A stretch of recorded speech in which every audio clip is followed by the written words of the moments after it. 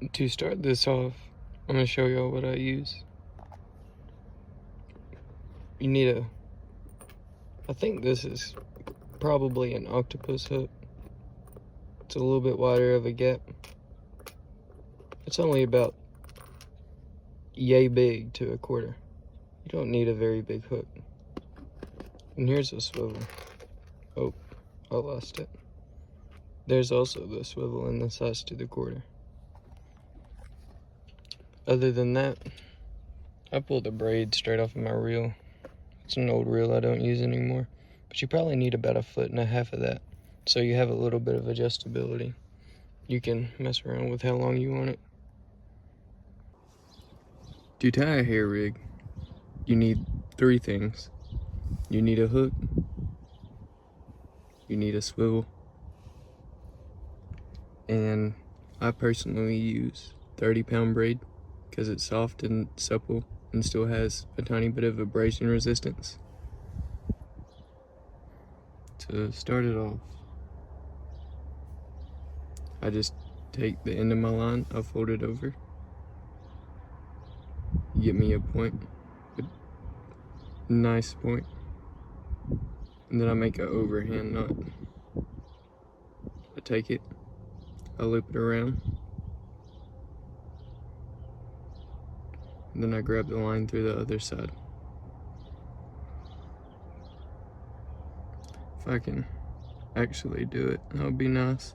But after you just barely get the other side through, you can grab the knot right here.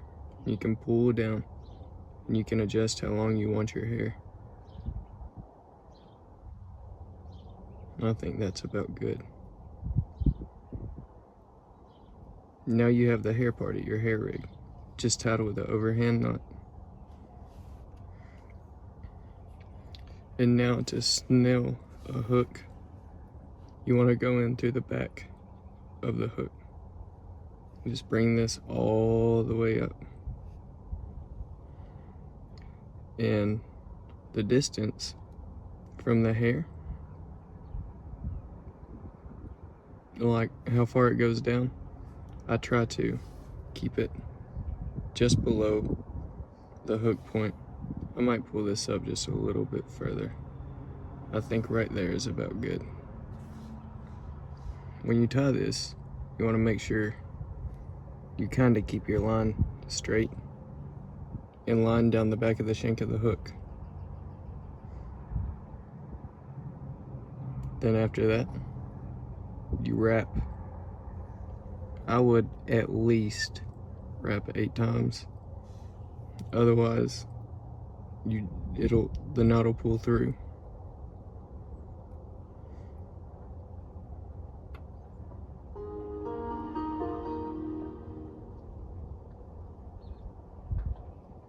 But I like to wrap it enough where I can kind of pin the hair to where I want it.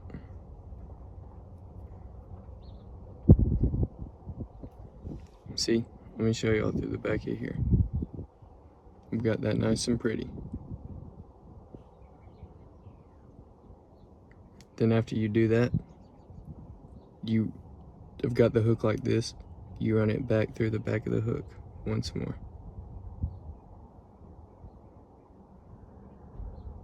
After that, you hold your hair in place in line and you pull tight.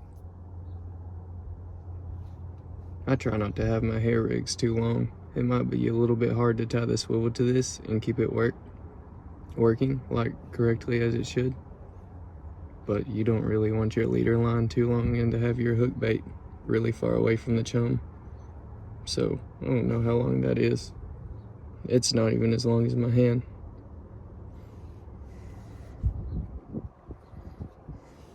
To tie the swivel, I just use a regular clinch knot. I'm going to show y'all a Palomar knot, which I don't typically do as much, but works very well with braid to attach this. And I find most of the time you can keep a lot of your leader line. And it's just another overhand knot. And after you pull it through, see if I can grab it. Yep. after you pull it through and you have this end. Let me show you. It's just an overhand knot and I have this tag in. You want to split that in half. You want to come over and around this swivel. Make sure this bottom line is pulled near your knot. After that, you pull it tight. And that is a very, very, very strong knot. That knot will not break. My line will. But after that, you've got a dang near perfect hair rig. I left a tag end on here. It's very short. I'm gonna trim that off later. Here's a tag end. Just mess with that as you need to.